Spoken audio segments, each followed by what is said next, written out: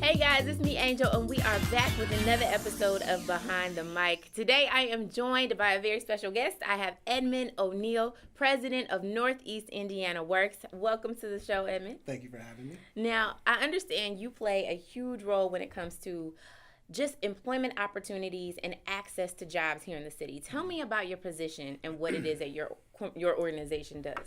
Well, I play my part first. I think we have a really strong team of people that work between our Work One offices and our administrative office. Our company is Northeast Indiana Works.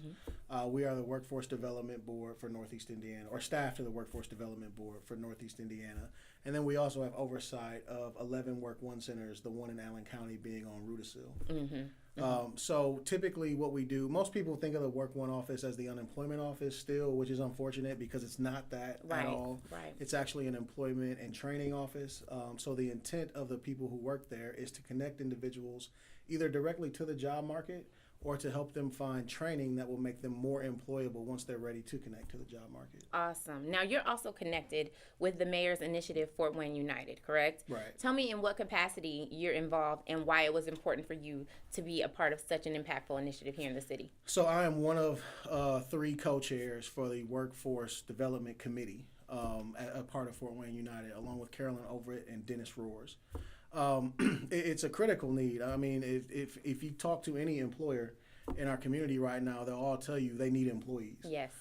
So the fact that I hear from employers how much they are in need of employees, and then I still talk to people in our community that say they're having a hard time connecting to the job force, to me means there's a disconnect, and anything that we can be involved in that will help eliminate that disconnect is critical. Yeah. Because what we don't want is for these employers to potentially start leaving town because they can't find the employees they need. Exactly. Now, when it comes to employment, of course, education is a huge component, but there are plenty of resources and opportunities for those that just may not be a good fit for college. Tell me about some of those opportunities. Well, there's a good number of them, and they go across the broad spectrum.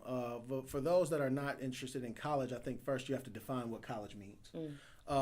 People typically think of a 4-year institution when they think of traditional college, and essentially anything at the post-secondary level is after high school.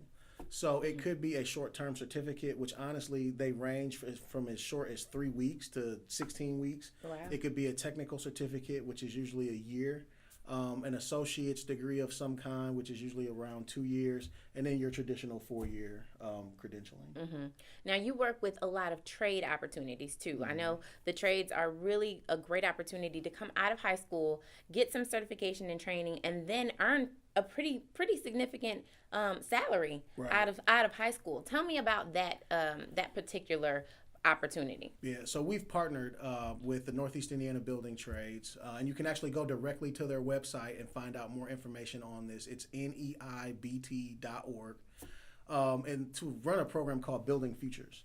And the intent of the program is to provide people with a baseline skill set to make them eligible to become an apprentice in one of the 18 journeyman trades that are active in Northeast Indiana. Mm-hmm. It's a great program. They are actively hiring. You're absolutely right. They pay phenomenal wages as well as providing pension, benefits, and all the other thing that becomes with being in a unionized trade. That honestly, I don't think I'm educated to speak on it as much as they would be. But it's a huge opportunity. And like I was telling you earlier, I mean, these are the people that literally build our community. Yes. You know, so you can be a part of building our community out physically. I mean, you have the joy of walking by and saying, I contributed to building that, you know, or the building that our children go to school in, you help run the HVAC system. Or when you cross the Martin Luther King Bridge, you can say, no, I helped create this bridge and light it. So it's just a huge opportunity to make an impact on our community, but also on individual families as far as having a sustainable wage. Mm-hmm. When it comes to your interaction with youth, particularly in the city and employment opportunities, what have been the trends or what have been some of the concerns you've noticed when it comes to youth employment? Well, I think a lot of it is just miseducation. Many of the youth now, they came up in the internet age. Yes. And there's some concerns or questions about work ethic, about their understanding of that, traditional workforce is not like school. You can't just not go to work if you don't feel good in the That's morning. right, yes. Kind of deal. So it's understanding how to navigate being an employee versus being a student in a traditional school setting, as well as helping them in some instances understand patience and grit.